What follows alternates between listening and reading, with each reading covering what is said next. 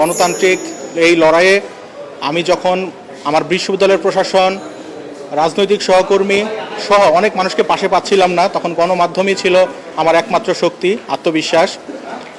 আমি Julius caesar Talukdar আসন্ন ডাকসু নির্বাচনে ভিপি পদপ্রার্থী হয়েছিলাম এবং আপনারা জানেন যে বিশ্ববিদ্যালয় তার বিশ্ববিদ্যালয় পরিচালনা আইন, ডাকসু পরিচালনা আইন এবং বিশ্ববিদ্যালয়ের প্রার্থিতা বাতিলের যে বিধান এবং আচরণ বিধি অনুযায়ী যেভাবে একজন শিক্ষার্থীর প্রার্থিতা বাতিল করতে হয়, সব কিছুকে উপেক্ষা করে আমাকে না জানিয়ে কোনো প্রকার নোটিশ না করে একটি অস্বচ্ছ সিদ্ধান্ত গ্রহণ করে, যে সিদ্ধান্তের মাধ্যমে আমার প্রার্থিতা তারা বাতিল করেছে। আমি খুব সংক্ষেপে বলতে চাই আজকে আসলে আমি কেন এসেছিলাম কোর্টে। সেটা হচ্ছে যে 26 আগস্ট বিকাল 4টায় আপনাদের গণমাধ্যম কর্মীদের সামনে ডাকসু নির্বাচন কর্মকর্তাগণ একটি চূড়ান্ত প্রার্থী তালিকা প্রকাশ করেন, যে প্রার্থী তালিকায় আমাকে 26 নম্বর ব্যালট এন্ডোর্স করে চূড়ান্ত প্রার্থী তালিকায় রাখা হয়।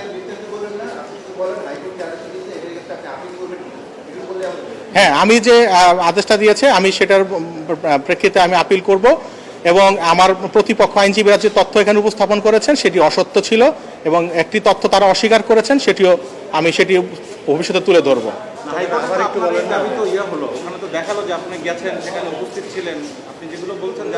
না, আমাকে আমার প্রার্থিতা বাতিল করা হয়েছে 26 আগস্ট রাত 8টায়, আর আমাকে আসলে আমার ডাকা হয়েছে 29 আগস্ট রাত 10টায়। তার মানে 3 দিন পর ডাকা হয়েছে, প্রার্থিতা বাতিল করার 3 দিন পরে ডাকা হয়েছে। তো আমরা সেটি তুলে ধরার চেষ্টা করব সামনে। আর আমি বিশ্বাস করি যে যেখানে রাষ্ট্র বিপন্ন থাকে, রাষ্ট্রের অব্যবস্থাপনা থাকে, সেখানে ন্যায় বিচার সব জায়গায় পাওয়া যায় না। আপনি কি কোনো ছাত্রলীগের পদে ছিলেন? এক আর দ্বিতীয় হলো, আপনি কোনো শিক্ষার্থীকে নির্যাতন করে বের করে দিয়েছেন, এরকম স্বীকারোক্তি আপনি দিয়েছিলেন?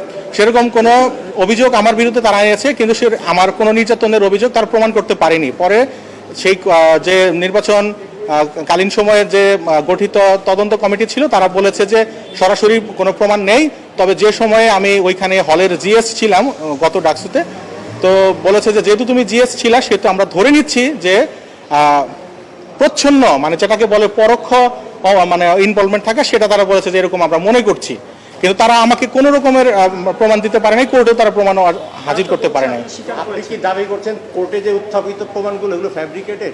হ্যাঁ, এখানে আইনজীবী শিশির মনির সাহেব বলেছেন যে বিকাল 4টার সময় যে চূড়ান্ত তালিকা প্রকাশ করা হয়েছে প্রার্থীদের, সেখানে আমার নাম ছিল না, কিন্তু সেখানে ছিল গণমাধ্যমে সেটা এসেছে। এটা হলো 1 নম্বর ফেব্রিকেশন। আর দ্বিতীয় ফেব্রিকেশন, আমার বিরুদ্ধে আনিত যে অভিযোগ, সেই অভিযোগের কোনো সত্যতা প্রমাণিত হয়নি। প্রমাণিত হলে সেটা বিশ্ববিদ্যালয় কেন আমার ছাত্রত্ব বাতিল করছে না? বিশ্ববিদ্যালয়ের প্রচলিত আইনে তো আমার ছাত্রত্ব বাতিল হওয়ার কথা, আমার বিরুদ্ধে কোর্টে মামলা হওয়ার কথা বা থানায় মামলা হওয়ার কথা। যিনি ভুক্তভোগী তিনি আমার বিরুদ্ধে মামলা করবেন, তিনি পৃথিবীর কোথাও লিখিতভাবে আমার নামে কোনো অভিযোগ করেন নাই।